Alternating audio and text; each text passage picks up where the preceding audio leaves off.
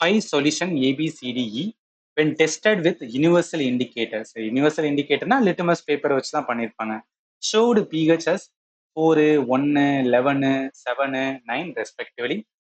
The pH in increasing order of H plus ion concentration for these solution அப்படின்னு சொல்றாங்களா? உனக்கு கிடையாது, நான் சிம்பிளா புரிய வச்சுறேன்.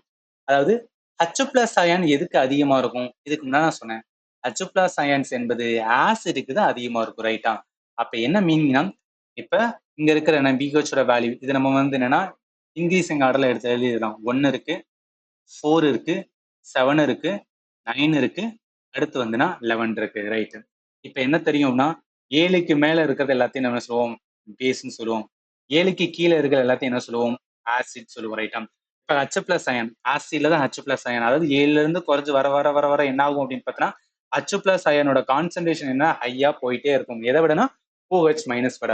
அப்ப அவன் கேட்கறது BHல H பிளஸ் அயன் வந்து இன்க்ரீசிங் ஆர்டர் கேட்கிறான்.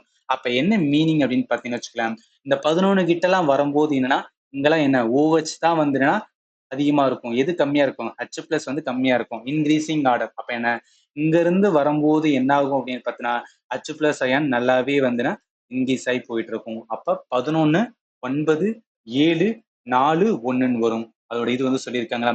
அப்ப ஒரே நிமிஷம்.